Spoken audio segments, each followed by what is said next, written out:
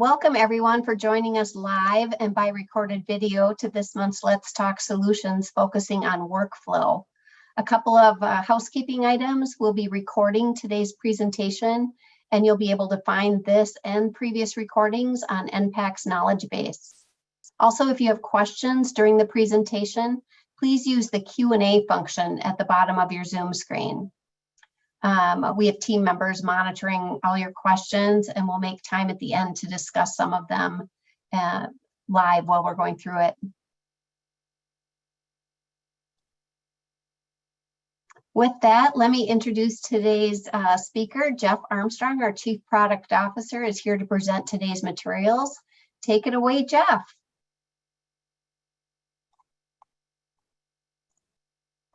Hi, good morning, folks, or good afternoon for our friends on the East Coast. Today's agenda is workflow. Excited to talk about workflow with you all. So today we're going to be talking about what is the workflow module. We're going to dive in and take a look at how to process a workflow step on an individual record. We're going to be processing workflow steps in a batch too, show you how all that works. And then we're going to spend a little bit of time talking about configuring your workflow templates in GE NXT as well. We'll touch a bit on notifications too for workflow steps as they are coming up to be due, or if they're past due, etc. We'll talk a bit about that too. And of course, we will leave time for Q&A at the end. So rough outline of what we're looking at on this call. We will start here by just talking about workflow. What is workflow? Workflows are record processing guides in GE. They have step-by-step roadmaps for record processing. So if you think about it, we're going to be taking a look in a minute at an example of a proposal for an organization who's asking for $6,500 to install park benches in a public park, right? So from the moment they submit that proposal, what's it going to take to get a check to this recipient, right? What are the various processes that your organization has to do? If you look on the right here, you'll see the sample template of what that might involve. And so you might have to do a staff review. You might have to do some due diligence on the organization asking for money. You may have to do a board review, et cetera. So what all has to be done from your business processing perspective to in order to make this payment to this recipient? So it's the step-by-step roadmap for doing that record processing. Workflows act as a management and delegation tool for business processes. Each step in your workflow can be assigned to a particular GE user. They can have a due date on each workflow step. You can real quickly tell by looking at a record where this record is in your business process. So, oh, the staff review is complete, but we haven't done due diligence yet, that sort of thing. So great tool for managing those things. And then it's worth noting too that workflows are used for grants, they're used for proposal records, and for scholarship applications. So at a high level, that's what workflow does, how it works, why we built it. And you can see on the right there a sample of what a workflow template might look like. So at this point, we're just going to go ahead and jump in and get our hands dirty and play with it. I'm going to share my screen.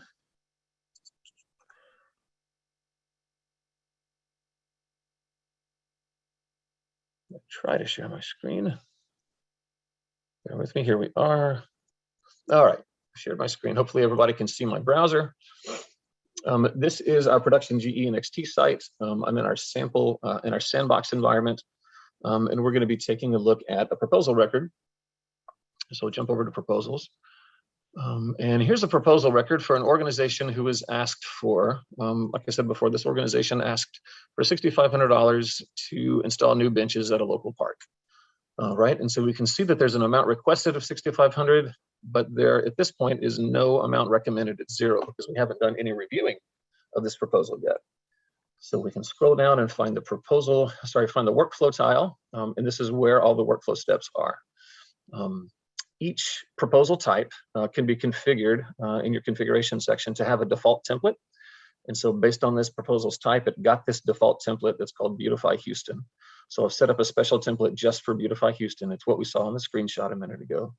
And there are 6 steps associated with that workflow template. So we have to do a staff review, a due diligence, board review.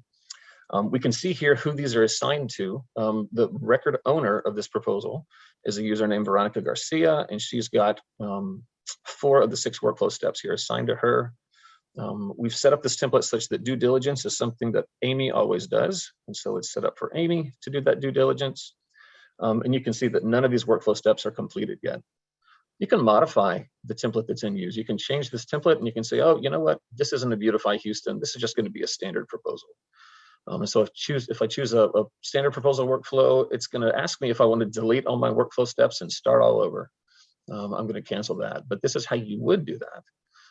And so you'll notice that all the due dates are calculated, and those are based on the receive date of the proposal. This proposal was received late in July, so just a couple of days ago. And this first step was a 2-day step, and we'll get into that whenever we take a look at the template. But for this workflow step, as you process this request, day after day, you may come in and do your staff review first. So let's edit this workflow step. And here's our edit workflow step screen. And we're going to say this one is assigned to Veronica Garcia. We're going to say this is completed today. I have just finished the this staff review, and it was completed by, even though it was assigned to Veronica, I'll just take over and do this for her. So if I can find I may not have a user account. Let's just say that Fred did it. And we're going to go ahead and approve this. The requested amount was $6,500. We're going to go ahead and at this time, we're going to go ahead and approve $6,500. This may not be the final amount, but for this first workflow step, our initial staff review said, yeah, let's give them the $6,500. And we're going to say this is approved.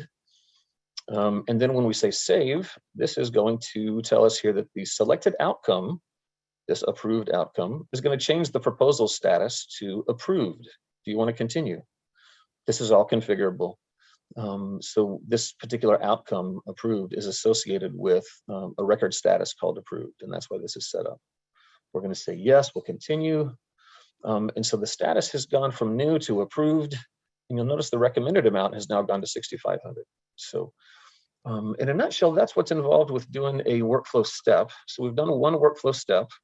We can come in now and do a couple of more steps. This is a due diligence step. And let's say this is something that Amy is going to do.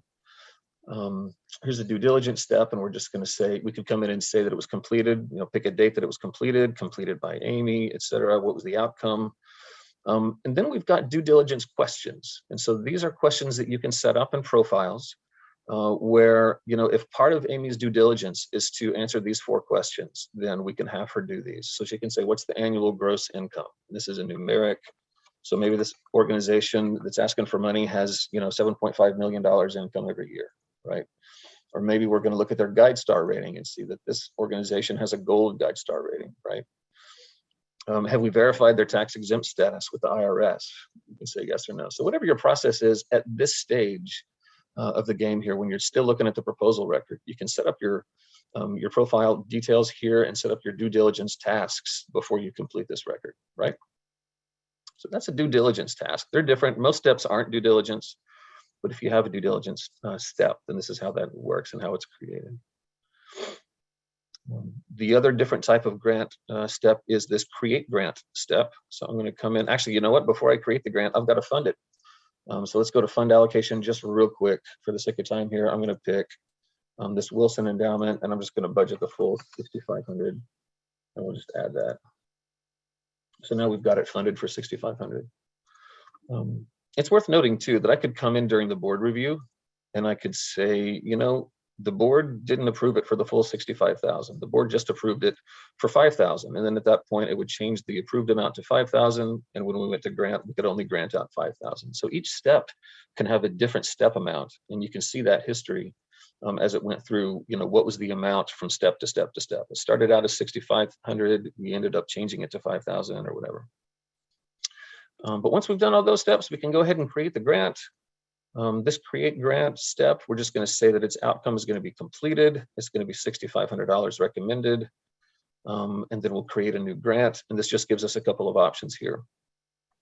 You can do the full grant amount. For some proposals, you may end up wanting to do multiple payments. We'll give them half now. We'll ask for a report and we'll give them the other half later if they spend it wisely, etc.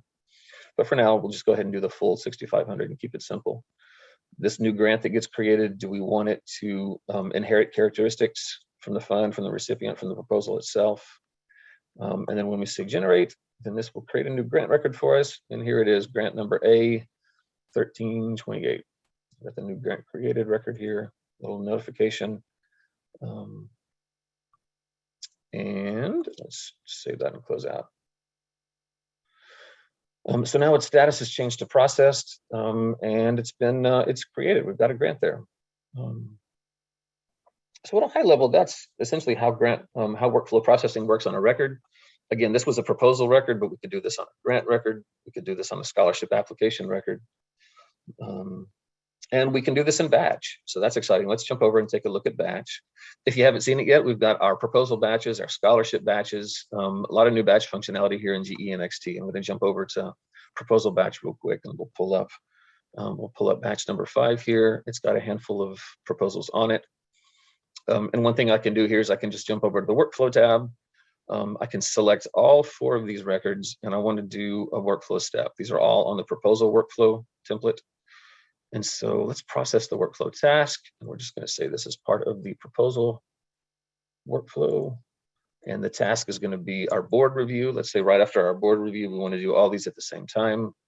We'll say it was completed today. And the outcome was that these were all approved. And if we process, it's going to tell us that it may change the workflow template because of this template that we've selected. Just a little warning there. We say, okay.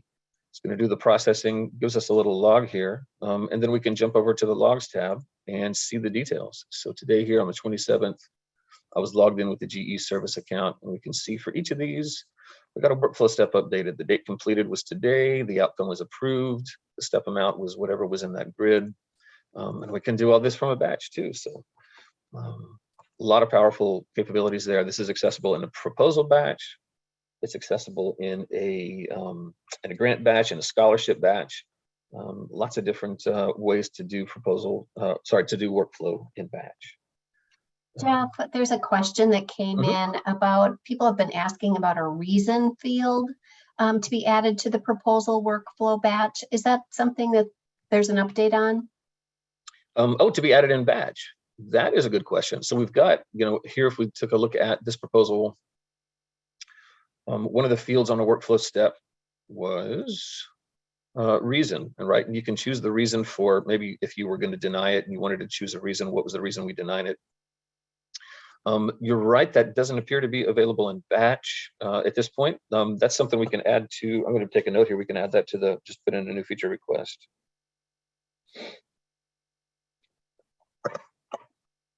But yeah, great question. It's not in there right now at this time. Great, thank you. You bet. One thing I didn't mention, I went through it too quickly here, but when you look at these workflow steps, we've got approved amounts here. And so for each of these, it updated the approved amount on the workflow step that I modified with these amounts. And these defaulted to the current approved amount on the grant. But if I wanted to change, this one had asked for $500,000 and we've approved it for, I don't know, 350,000. Then whenever I process the workflow task to approve it, it's going to approve it for that amount. But on that screen that popped up, yeah, we can add a field there for the processing reason, which is particularly relevant if it's going to be declined, right? You'll want to know why it was declined. So yep, great recommendation. I'll add that to our backlog. Amy, any other questions here before we get into config? Nope, no others that have come through. Okay. Good deal. So let's talk a bit about configuration. Here on the control panel menu, you've got the config option, and under config, we've got workflow. Jeff, a question just came in. As soon as I said there wasn't any, one came in. Is the approved by list limited to the user's login credentials? It is not. I think it's going to be essentially, let's go back to that proposal. I think that is going to be a list of all of the completed by. Let's see. Approved by, yeah. Is the approved by list limited to the user's login credentials? No, so we don't have an approved by, we have a completed by. And so if the outcome is approved, then essentially this would be who approved it. So it would be, essentially it would be an approved by. But the completed by is not limited by the credentials. Right now, it is essentially all the active user records. He's thinking completed by, correct. Yeah. Right now, this is a list of all the active users in GE. And one of the things that we've got in the backlog is to default this to the current user. Great. because it doesn't make sense to, if you're completing a workflow step, it's obviously or most likely going to be something that's been completed by you as the user, unless you're doing this on behalf of one of your coworkers. There's another question that came in on the create grant step in workflow. Can you tell us more about the options for the default characteristics? Yeah, you bet.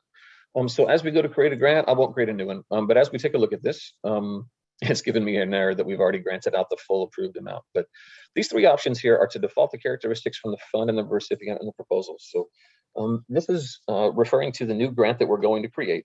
So we just created a $6,500 grant. And whenever we created that grant, I had checked all three of these boxes. And essentially what that did was it added characteristics to the grant from the fund and from the recipient and from the proposal. And behind the scenes, it removed any duplicates if there was some overlap on those characteristics. But if the fund had a characteristic of, youth, the demographic for a youth organization, and the recipient had a demographic for a youth organization, and for childhood nutrition, maybe this was for an after-school lunch program for the YMCA or something, then both of those characteristics would end up on the grant record. If you had put characteristics onto the proposal itself, then those would have also ended up on the grant record.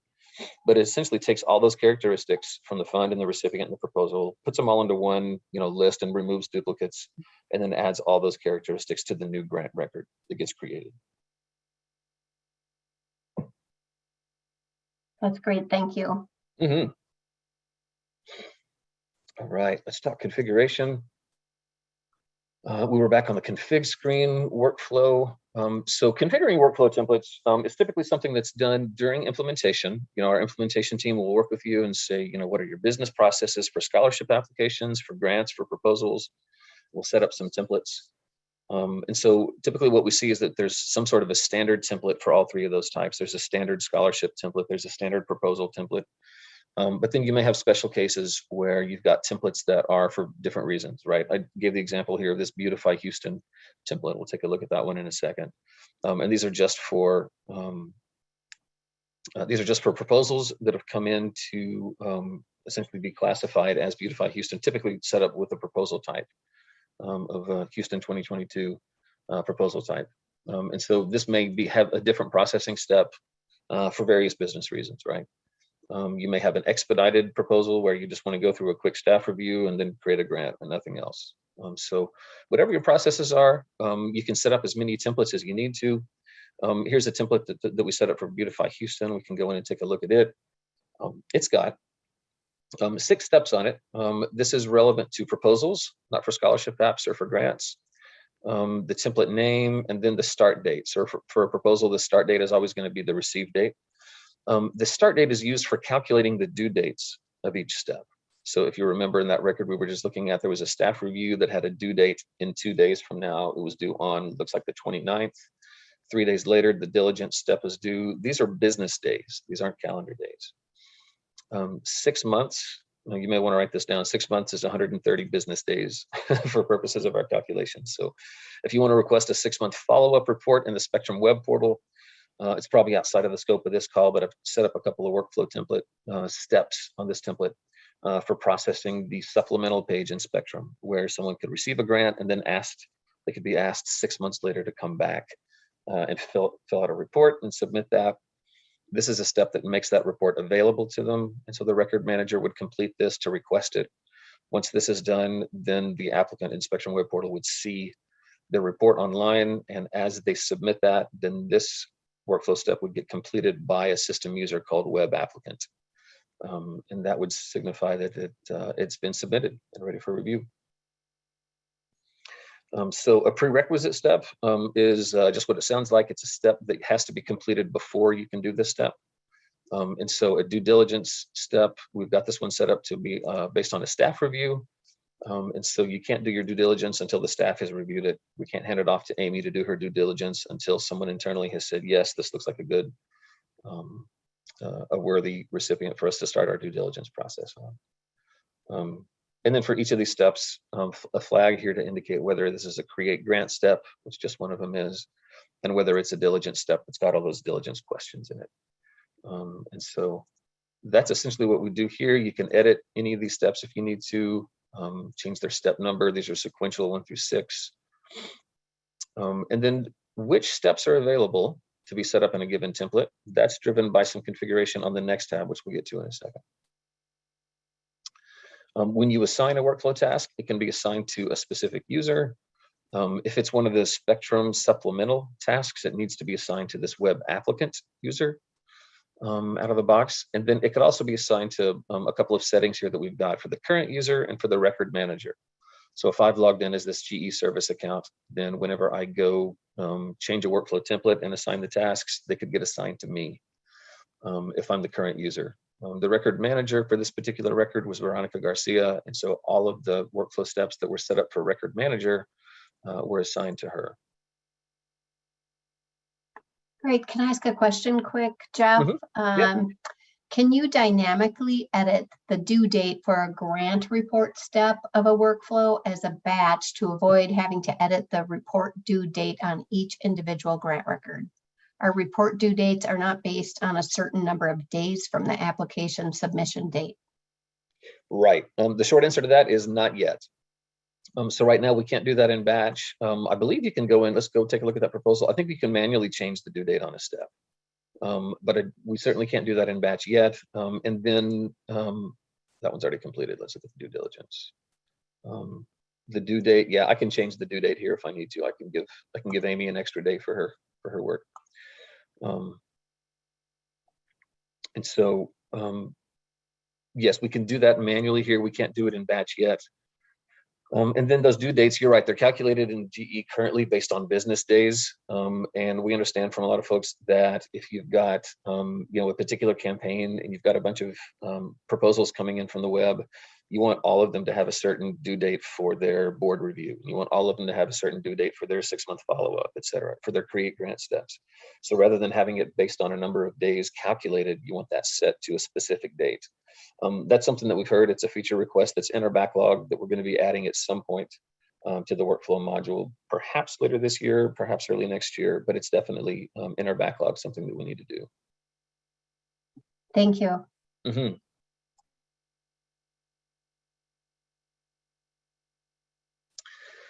Let's jump back to workflow config. We were just looking at this proposal workflow template for Beautify Houston. Each of the steps that was there when we configured it had a drop-down list of available steps. And where do those steps come from? This is where we set up steps for the 3 different record types. And so for grants, for our templates, the only available steps are these 3. For proposals and scholarship applications, we've set up these. And again, your foundation configuration is probably going to look very different than this. But the reason we set these up separately is that you may have you may have a staff review process for your proposals that could have different outcomes than you want your staff review process for your scholarship applications. And so if we take a look at the scholarship application staff review, it's got 3 different potential statuses for scholarship apps. It could be approved, it could be postponed, or your staff could discover that it's incomplete and you just want to change that record status to invalid. That might not make sense at all for a proposal staff review where you just have 2 different available outcomes. You've got denied and approved. So that's why we've got those set up separately. But whenever you're editing a template, it's got its template set up for a particular record type, and the available steps come from these lists depending on the record type. So if we take a look at this staff review step, essentially we've just got the step. We've got the step description, and then it's active. These are the available outcomes and record statuses. Let's take a look at what those outcomes and record statuses are. If we jump over here to components, these are the small pieces, the outcomes, the record statuses, and the steps. Whenever we update a workflow step and we complete it, we give it an outcome. That outcome could be associated with a new record status. And those statuses can be set up to be relevant to proposals or scholarships. And so you could have a completed status that modify, or a completed outcome that modifies the record status to be completed. So a lot of configuration options here. This is where a lot of the power comes in, though. Here's on the step itself. If I take a look at, in fact, let's take a look at this create grant step, because this is going to segue nicely into notifications. But here's a create grant step that's got, it's not a diligent step, it's a create grant step, but it's active, and we've got a couple of notifications set up here. So we've decided for this foundation that anytime create grant step is past due, whether that's a create grant step for a scholarship or for a proposal, if we haven't created the grant yet, and that's past due, anytime it's past due, our CEO, Jeff Kahn, needs to know about it. So he's going to get a notification that, hey, this grant, we were supposed to create the grant record on a certain date and it didn't happen, something's wrong. So we're going to notify Jeff about that. A few days before it's due, we'll also notify the record manager so that Veronica gets an email to say, hey, you've got a couple days left to create this grant for proposal number 123. And so these are a couple of notifications that are set up here at the template level so that whenever we have workflow processing steps on an individual record, by default, it'll just create those notifications automatically. Let's jump back to proposal 59 again. And we didn't spend a lot of time looking at this before, but here on this create grant step, we've got a couple of notifications configured here that we've got to do a notification when it's past due that goes to Jeff Kahn. Before it's due, we want to send an email to Veronica to let her know, hey, in 3 days, this step is going to be due, so you better get on it. There is a behind the scenes process on our cloud servers that looks for workflow step notifications that are ready to be sent out. And it sends out emails accordingly. So it'll look at this workflow step at its due date. It'll see that it's past due if it's not complete yet, and then it'll know we need to send an email to Jeff Kahn to say, hey, proposal 123 has this workflow step that's past due, and it'll send an email to Jeff once that condition gets met. So we're checking this every day to see which notifications need to be sent out, and we're sending those via email. We're also getting Veronica's before due, so she'll get an email several days before Jeff will. Veronica's email is going to be set up. Typically, it's set up to 3 days before it's due, and that's configurable in GE Classic for those dates. How long before a record is due do we want to consider before due? And so that email will go to Veronica. We send out what we call a daily digest email, and essentially it'll be one email with, Jeff might get an email with 6 notifications in it. It says these 3 proposals and these 2 scholarship applications. The create grant step is past due. And so he'll get list of all the record notifications in 1 message per day. And if you don't have that turned on and configured, then that's something that we'll need to set up for you on our cloud servers. Just open a support case and let us know that you want that turned on, and we'll be happy to get that set up for you. The notification only gets sent once. We'll have a date notified here. There'll be a timestamp whenever the email goes out so that Jeff doesn't get a duplicate, and so that we can come back and see, yes, Jeff did get notified on the 3rd or whatever. So those are notifications.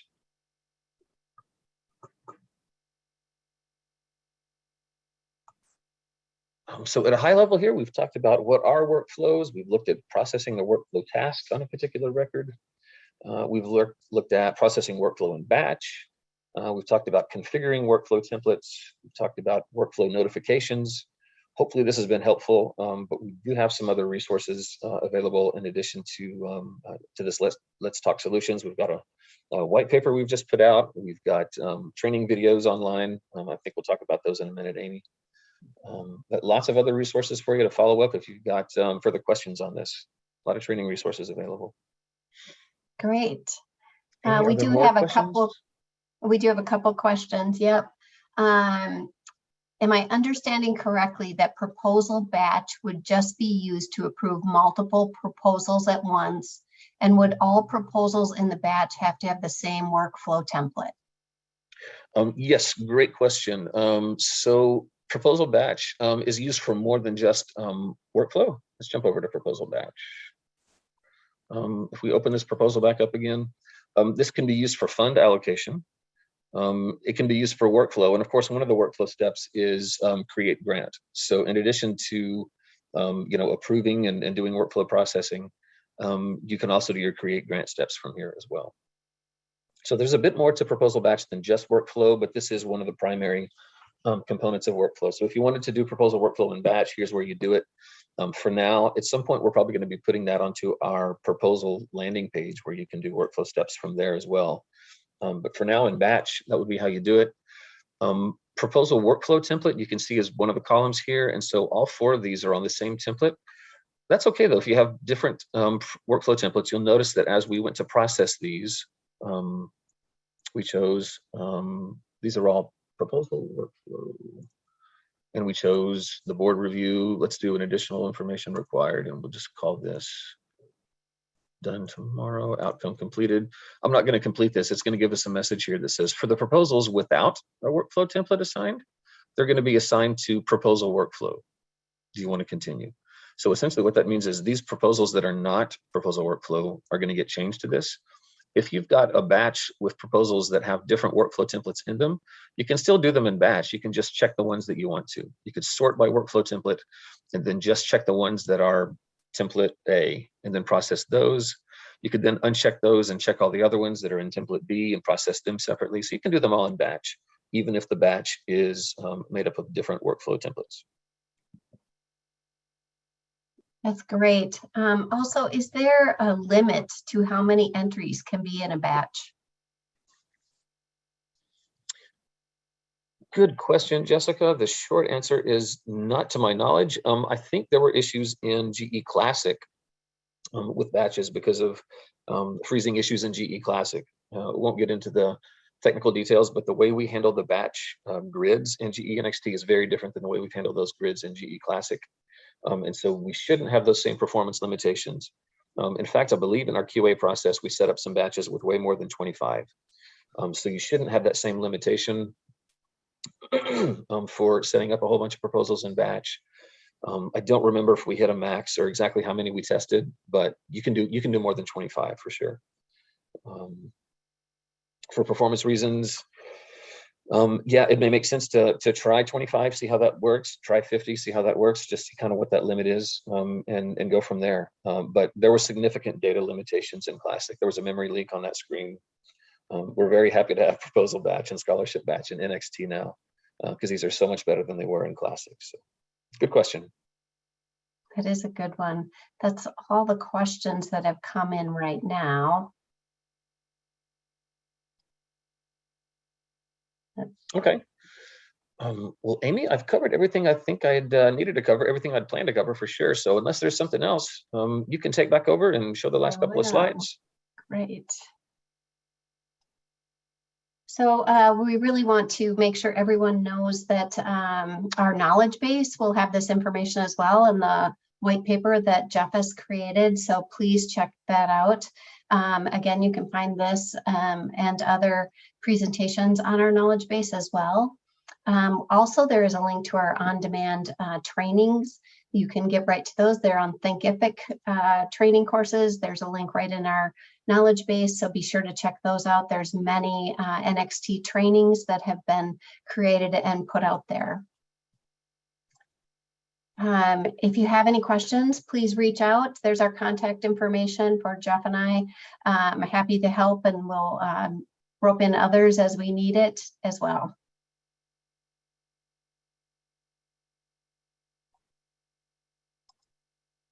Don't forget to connect with us on social media, all our platforms, and please contact hello@npac.com to receive, to be sure that you're receiving all of our communications. Make sure to add it to your accepted emails list. And take note that our next Let's Talk Solutions will be on Wednesday, August 17th. We'll be back into our regular monthly shows by then and on the regular schedule. So thanks everyone for joining us today. Appreciate it. Thank you, Jeff. This was wonderful. Please watch out for the white paper that Jeff has created on this and check out the recording. Thanks everyone for joining.